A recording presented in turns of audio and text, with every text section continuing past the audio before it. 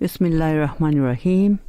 Assalamu alaikum wa rahmatullahi wa barakatuh. This is Fawzia Peer on Minara Business Matters. Well, we've got a very interesting topic today, and the person we're interviewing is all the way from, I think, out of town, and we're trying to get hold of him. And inshallah, he will come through because there's a storm around, and also there's a possibility of load shedding. That's one of the nightmares of our life. And and of course, I came to the studio with a lot of rain outside. Well, let's see. Michael Benevolent Masina, are you there? I'm here, thank you. Oh, great to have you on the radio show. This is Al Ansar radio from all the way from Durban. Are you from Durban or out of Durban? I'm outside of Durban. I am in Johannesburg. Our offices are in Johannesburg, yes. Okay. All right, Michael. Thank you for being on the show. And we got a bit of a fear just now that you may not be around because of the storm, but looks like just Durban has the storm and not you. Well, of course, our topic this evening is on gender-based violence, and that's about the topics that is going around presently because of society is being plagued with this type of I would say violence that comes into society that needs to be addressed. And so gender-based violence, it affects society across the board, regardless, I'm sure you'll agree, with gender, geographic location, social standing, the race, the creed, or even political affiliation. So reports of escalating incidents of abuse and violence, sexual assaults, kidnapping, rape, and murder, they filter through each day on the mainstream media. We read about it, and that gives you the fears of your life. So these are only the known and reported cases. Some of the cases are not even reported. So many more disappear under the radar. For many reasons we don't know. Some are in fear to go and, include people that have been violently, abusing them. So, especially because victims are either unwilling, I think, or a bit too scared to report or even talk about the experiences. You know that, while others are coerced into silence. That's the biggest fear. So, Michael, I must say, I was quite impressed with the foundation. The name of the foundation is Tears Foundation. Very unusual, and also I think when you have to address that, you would say Tears Foundation. Okay. Tell me, Michael, first, just speak about yourself. Give us a background about yourself. Yes. Thank you for having me once again. My name is Michael Benevolent Masina. I am a specialist wellness counselor as well as an intervention specialist for the Tears Foundation. Like you mentioned, I've been with the organization for the past 2 years now, but the organization itself has been up and running for over 20 years now. And the name itself, Tears Foundation, that is an acronym for Transform Education about rape and sexual abuse. And we thought it was very much fitting, like you said it, because we deal with a lot of issues that actually bring about a lot of tears to people's lives. But at the end of the day, we just try and make sure that through what we do and what we can for them, the little that we can for them, we can at the end of the day bring some tears of joy to them and into their lives as well. So I think we played a lot with that name, and we found that it was best fitting. That is where the name comes from. With regards to the foundation itself, we work as a referral agency. I like to say we provide immediate counseling services. Then we provide crisis control situations, as well as referrals to other organizations and other places where victims and survivors of sexual abuse as well as gender-based violence and femicide can receive further assistance. And on top of that, we then go on to further provide constant and continuous follow-ups with them as well, up until a point where we know for a fact and we can say that they have well integrated back into society, or perhaps they have found their way and they will be able rather to be okay on their own as well. Quite interesting. I never knew that the word tears is from an acronym and fits so explicitly onto what you all are doing. Michael, tell me, who founded this foundation? Or was it a group of people that decided that, enough is enough, now we need to do something about it? As opposed to a group of people, I would actually say it's one person, one very wise lady who also was a victim of domestic violence. Her name is Mara Glenny. That is our CEO and founder. She basically also suffered injustice at the hands of somebody that she was with at many, many years ago. And she went to report a case of domestic violence to her nearest police station. It was a Friday afternoon on that day, and she was told to come back on Monday because it's the weekend. Now, you can imagine as a domestic abuse victim, you've just finally made it out, or you had the strength to finally come out, and you make your way to where you are supposed to receive the best assistance in the country, but you are turned back and you are turned away at that point in time, and you are asked to come back the following week. Basically, you are sent back into the hands of the very abuser who is or has rather been abusing you at home. So from that, she never went back to the police station. Instead, she just made it out of that, and she tried and she made sure that other people and other victims and survivors will not and would not have to go through what she went through. That is the founding story of Tears Foundation. That is where it comes from. The leadership, of course, now has grown to become a women-led foundation. We have a lot of people now employed, a lot of also students, as well as programs that are also just built to empower other people as well as the survivors that we help on a daily basis. That's very interesting, man. One would never think that a lady would really go out and form such a foundation with it brings tears into one's eyes that she's been abused.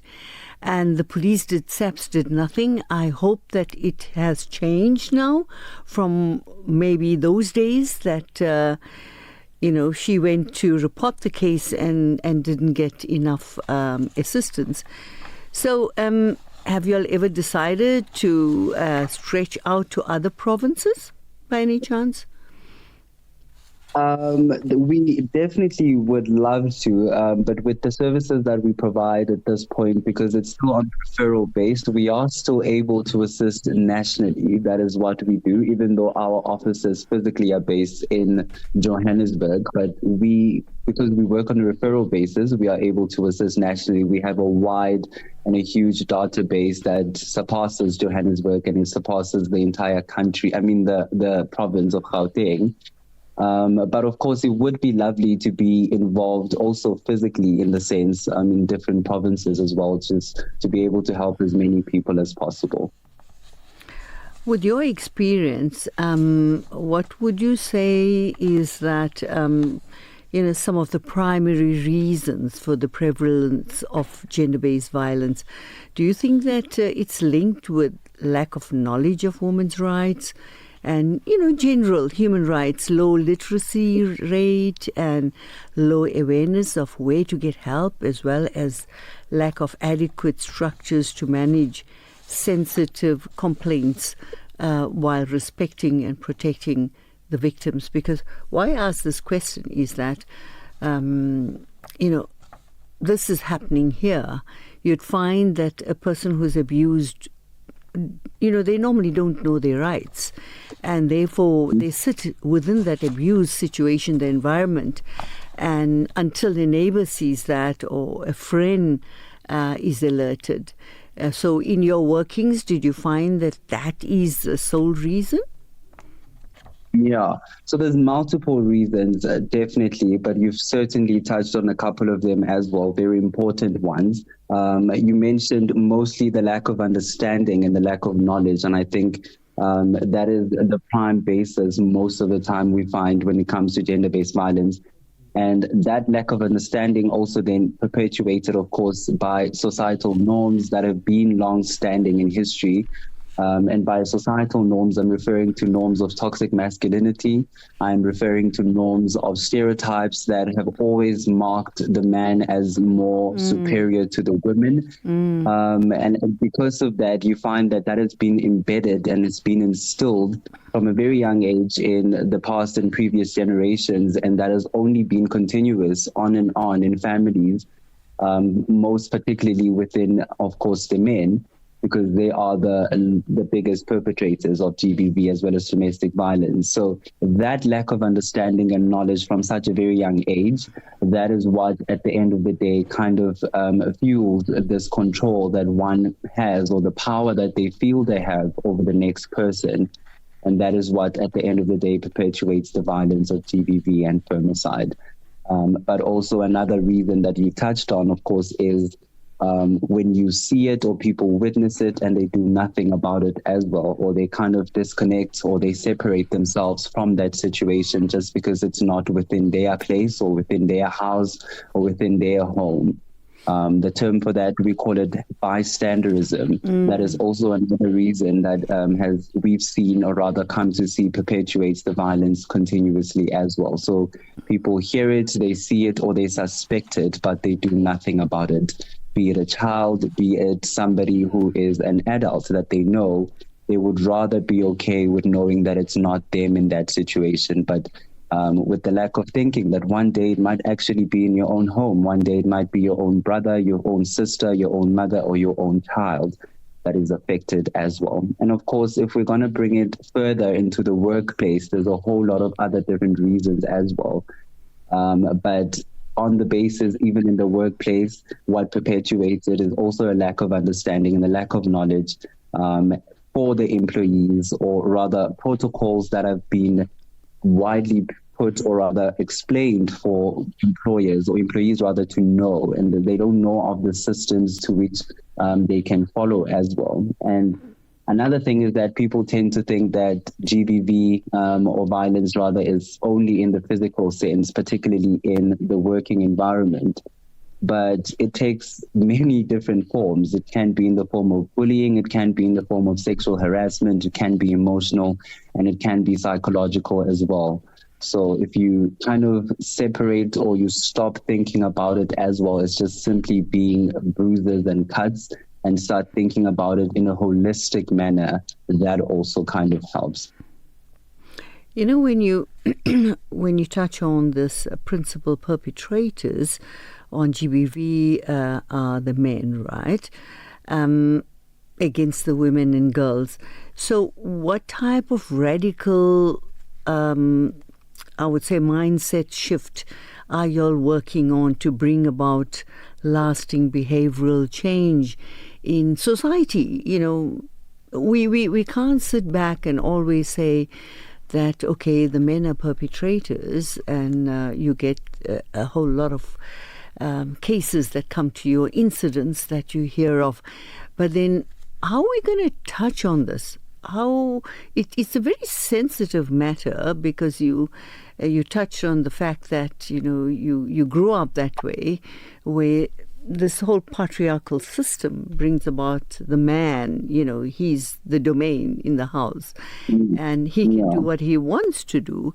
So what kind of education are we giving to these youngsters from a very young age? Because it's happening at university, where intimate relationship partners are being abused and even killed to the lowest order. I mean, you know, so I think something drastic has to be done, and parallel to the fact that you are giving therapy and you may be putting them into homes until they are finally rehabilitated, in whichever way possible. But I would personally think it's much more than that. We need to work on society. We need to work on young boys and girls. Even the girls can be at not. I wouldn't say they're at high risk, but also they can cause some problems. Or that a youngster may not have that kind of tolerance in him to withstand the anger of being, what's the right word, to be thrown out of the love, if he loves the woman deeply. So what kind of education are you all giving? Or do you all go to schools? I do think that not only us, or rather most organizations, as well as the country and even the government themselves, have been more solution-based when it comes to trying to solve gender-based violence as well as abuse, when they actually should be more preventative. So I think that's where we need to be taking ourselves and shifting our mindset. That is to try and find prevention methods as opposed to just fixing the solution when we are dealing with it now. Yes, of course, we can't ignore that because we are here now and it is happening, and we have to try and help as many people at that point in time. But one thing that we've realized is that we have to try and fight GBV from the root cause. And one way that we are trying to do that, we have recently launched one of our campaigns and programs. It's an educational program. It's called Speak Up. It is for the youth. It is by the youth. I was there for it from the ground up and from its formation until now.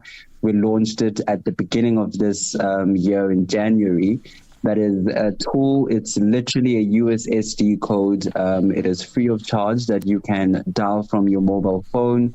And it gives you a wide array of topics. One of the topics that are most of the time uncomfortable to talk about, particularly and especially with your children. So I'm talking about rape and sexual abuse. It educates them and informs them about what consent is. It informs and educates them about depression, about mental health, as well as having safe sex and HIV and STDs, all of those things that you wouldn't normally want to talk to your children about, or you would feel perhaps uncomfortable. Now we have provided that tool for you to kind of just give them a code and let that do the work for you. We have felt that that is one way in which we can try and maybe solve the problem from the ground up. Because like we said, it does start from a very young age with how, if you are a parent, you are raising your child. How are you raising your boy child, like you mentioned? Are you teaching them that boys will always be boys? Are you letting them get away with certain things that you will never allow your girl children to get away with?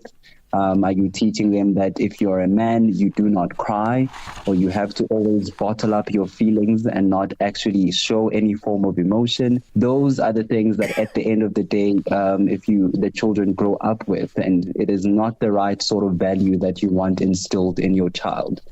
The reality is that also anyone can get abused. Like you mentioned, the boy child can also be a victim of abuse. Men at adulthood also can get abused and be victims of GBV. So that is just one way in which we personally as a foundation have tried and are trying. And the program itself has been quite successful because we've received a whole lot of people interested in it. We are constantly tracking it. And we are in the process of also trying to partner up with the Department of Education just to try and make sure that we get it in schools as well, because this is where we feel most of the conversations need to happen first. We did a study and we did our research, and we saw that most of the life orientation topics and as well as teachings currently kind of avoid that, or the teachers kind of negate that when it comes to teaching children about all of these important values and conversations. So this is just one way of trying to bridge that gap and making sure that we can raise our children in a better way than we used to in the past. Well, that's fantastic. I like the way you all are really going all out. Johannesburg is quite big, and to reach out to most of the people, you need a lot of assistance, I think, from stakeholders as well. So, individual victims' emotional and psychological well-being has to be sorted out, and it takes a lot of time, I'm sure. And do you get a number of abuse victims, or they come in very slow? That is all reported or not reported. You won't. How do they come to you? In which way? So how they come to us is they can always just give us a call. We are available and working 365 days, 24 hours. We have a 24-hour line. That is the 010-590-5920. That is the office line. An intervention specialist will always be available to help and assist you and guide you with whatever you may need at that point in time. Whatever you may be going through, they are trained, they are qualified, and they are professional, and they'll treat you with the right respect and sensitivity as well that you deserve. Alternatively, as well, we have our emergency number. That is the USSD code that I mentioned, the *134 *7355 hash. That we have partnered with one of other organizations that provide immediate security assistance. They're called NAMOLA. So if you dial that number and you select 2 for emergency, what will happen is NAMOLA can send people to you wherever you are in the form of an ambulance, or be it police, whatever you are looking for at that point in time. We also get emails. We read every single email. No email goes unread or unnoticed as well. And on top of that, because we are aware we are in a day and age where social media is very much prevalent, we are also active on all social media platforms, and we action every single Facebook, every single Instagram message that we receive as well. So do you have a kind of a newsletter or something to show which areas are more prevalent? Like here in KZN, it's more in the Inanda, Kwamashu area with high crime rate, and abuse comes from there as well. So do you do some kind of that research and show some figures? Maybe not monthly, but a newsletter, annual newsletter. I'm sure you have that. Talk to us about that. Yes. So every case gets captured into a system, not just physically, but also digitally and electronically. We have a system that we partnered also with a company that is working with us with that. The system has been going on for I believe since 2020. So all of cases that have been recorded since then, we have on file on system, and we can give you the statistics based on what, when, and how. So is it a rape? Is it a sexual abuse? Is it sexual harassment? Is it attempted rape? Is it also verbal abuse? Is it emotional abuse? All of those we can give you. We can give you the area where it happened, as well as whether it was a male, it was a female, also their ages. So we have all of that data, and we have all of the statistics gathered. We are actually in the process of also trying to publish that. Of course, this goes also for cases that have been reported and cases that have not been reported, like you mentioned. Unfortunately, in the country right now, we are facing a very huge crisis of underreported cases, rather. So what you find is the victims themselves, mostly of domestic abuse and sexual abuse, they do want the help. They are ready and willing, but they would rather focus on the psychosocial support as well as the counseling, as opposed to actually going to want to open a criminal case. And that you can't blame them for that, because of course, the injustice that we've seen our justice system to have multiple times. It's proven and has failed them.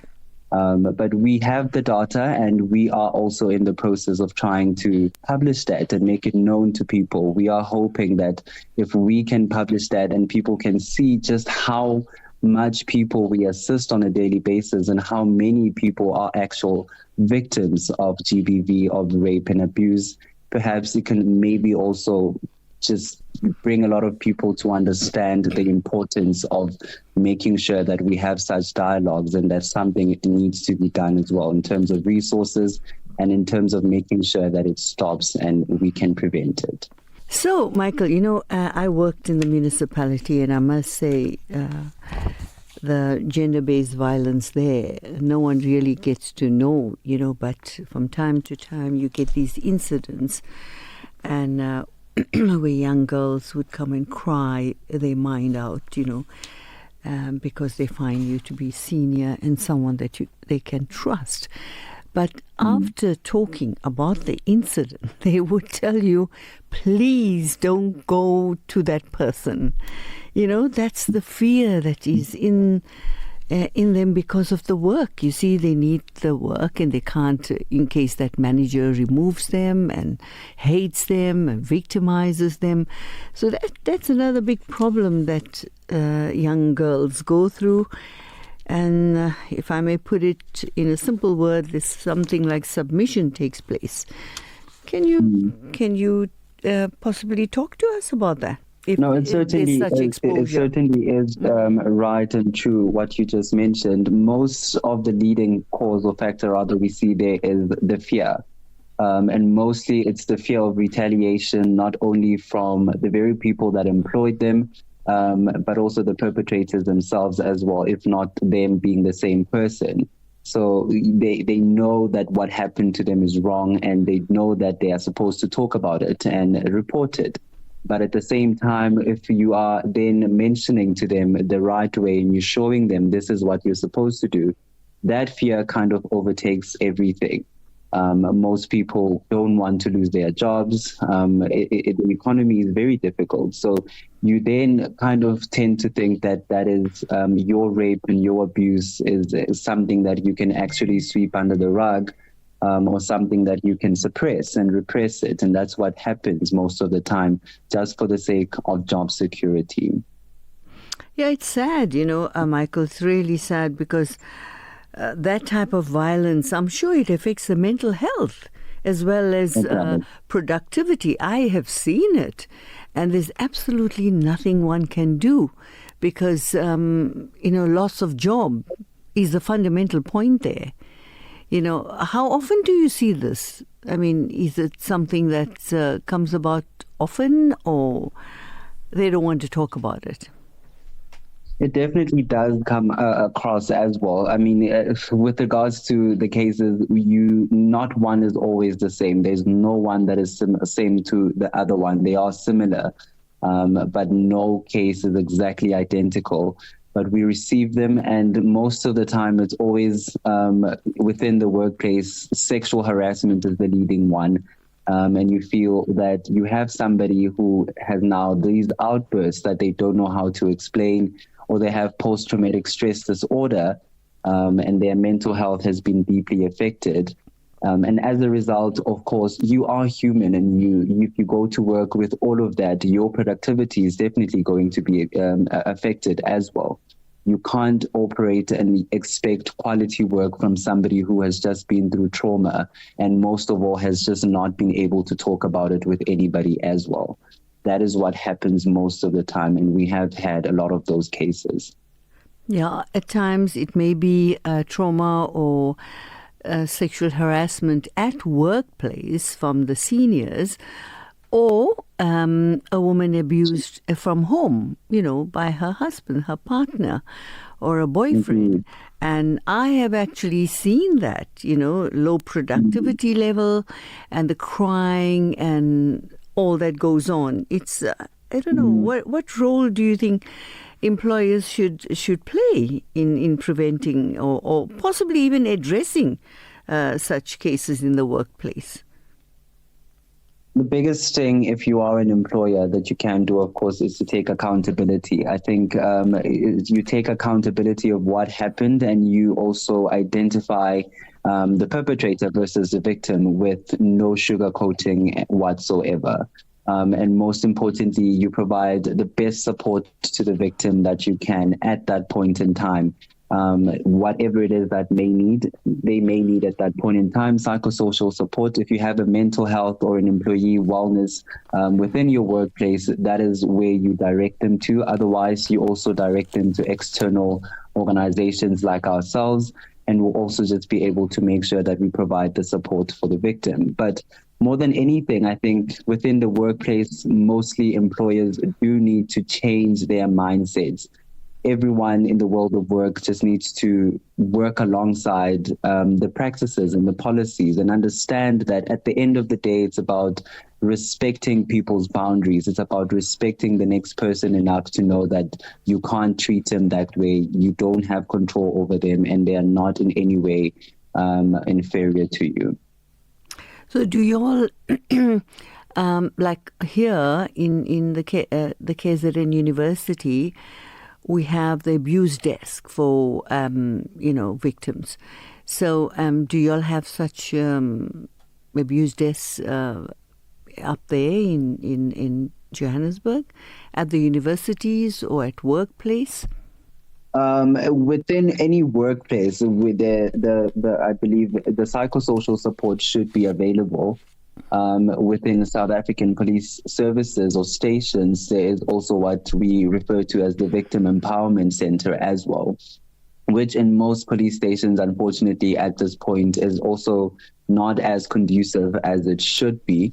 And in any university or institution of education as well that is fully functioning, those also we find most of the victims that come from there normally have that available to them, but because of shame and because of the fear of being ridiculed as well, they would rather then seek the help externally or elsewhere. Hence why we then get the call from them. But it's not to say that they are not available. They might not be as sensitized perhaps, and they might not be as fully functioning and as resourceful, but they are there as well. But it's a matter of a choice as well from the victim at that point in time to see from them who do they feel most comfortable with and where do they feel most comfortable with receiving the help.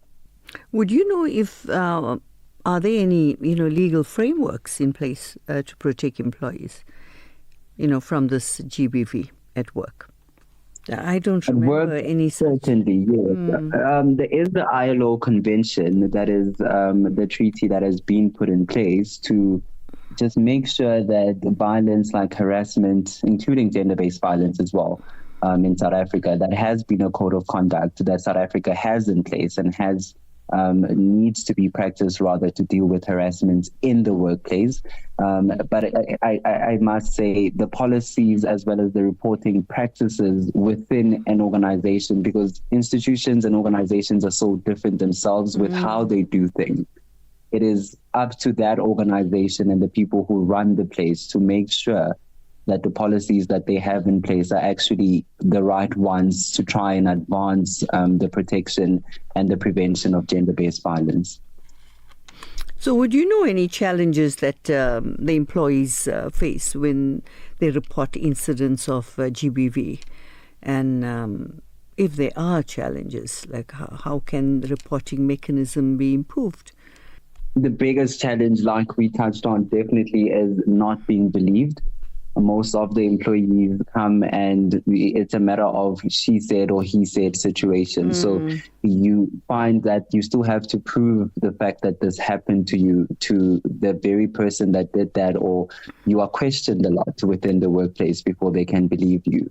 And when they finally do, it becomes a lengthy process of them just trying to make sure that they protect the perpetrator. I think most companies and organizations really have a lot to do and to work on when it comes to that. So there's are two main ways to approach the situation. Either internally, they escalate the situation by the company, or externally, you report to your police. That is the best way to ensure that you don't have to deal with any of that as a victim. So would you say that they have educational programs there and training? I don't know if any of these big companies would have such training programs on GBV, I doubt, in the workplace.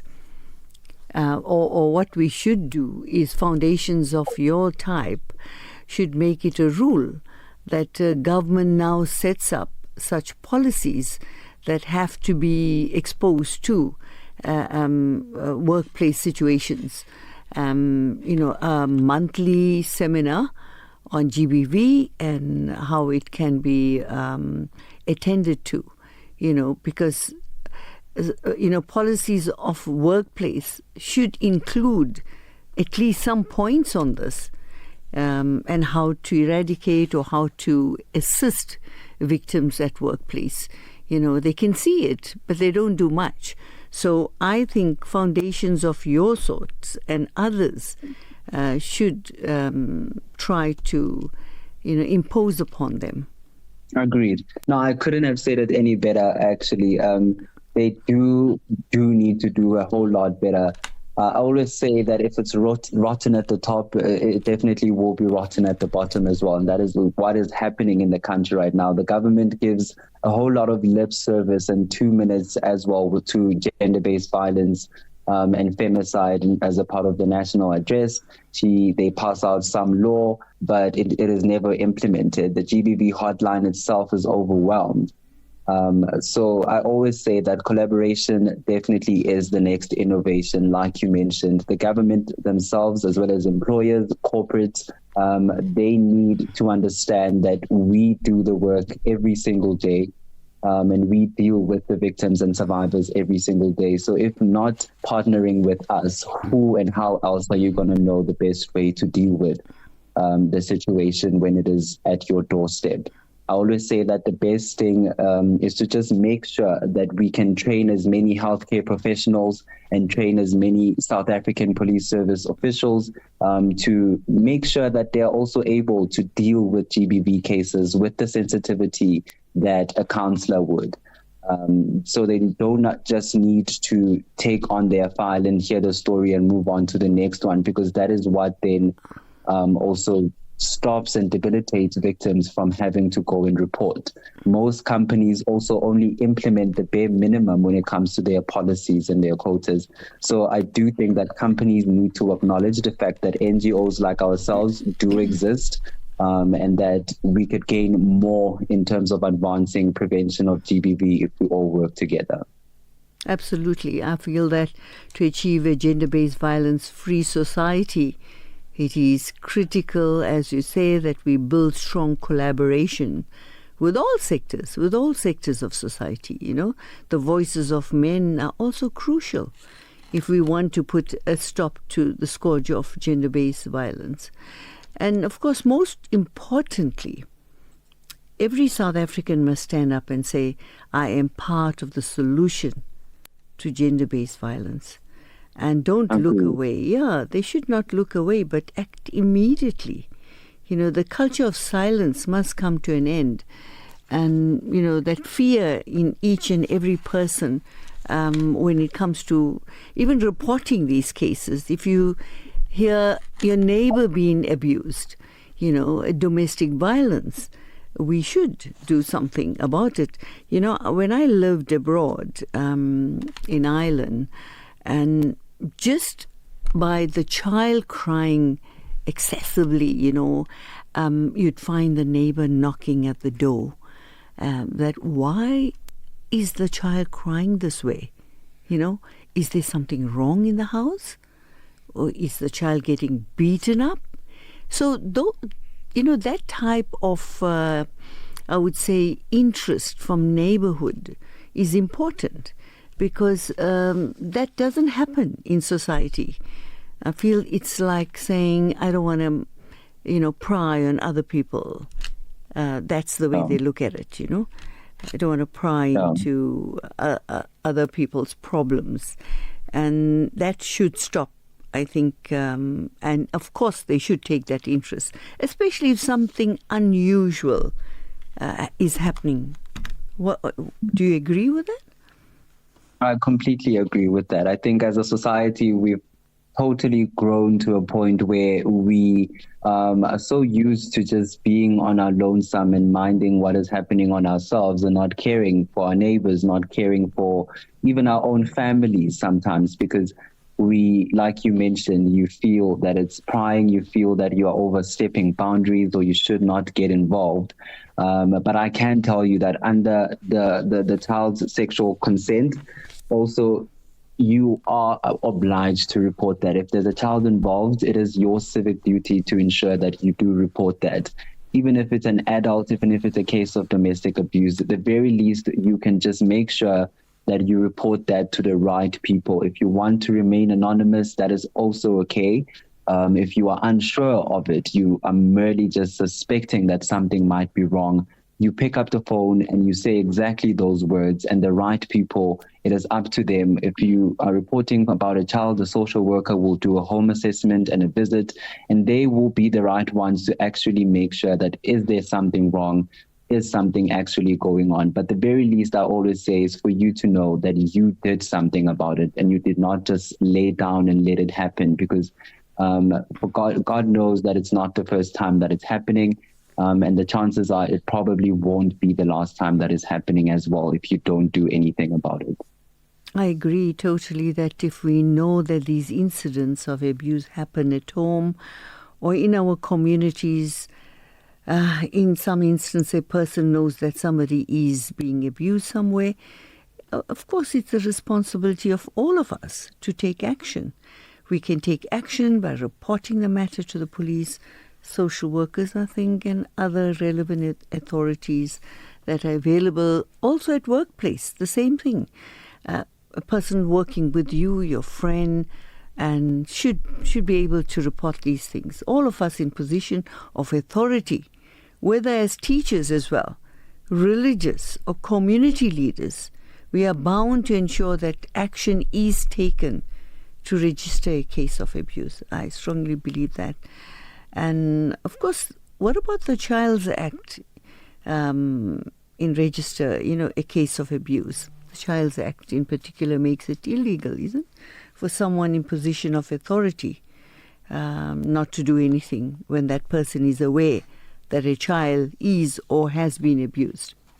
Absolutely. Be it a matter of child abuse, be it a child sexual abuse or child neglect, if you are an adult and you know about it or you suspect something, it's something that you could actually get into a lot of trouble about if you don't do anything about it as well.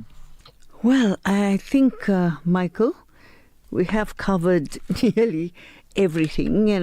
Maybe you want to say a little bit more, like do you think that there should be changes or improvements you would like to see in any way in society and workplaces that can address gender-based violence in the future? What's your view there? And although you have picked on those points that individuals should contribute to creating a safer and more inclusive work environment, but you would like to say a few more words on that? Talk to us. Yes, I think just parting, I would certainly like to just say to government as well as to the employers and employees as well. I think all members of society to be able to check themselves as well and to be open to learning and increasing their knowledge when it comes to gender-based violence and femicide. I think, like I mentioned, it all boils down to simply respecting one another enough to learn more about each other.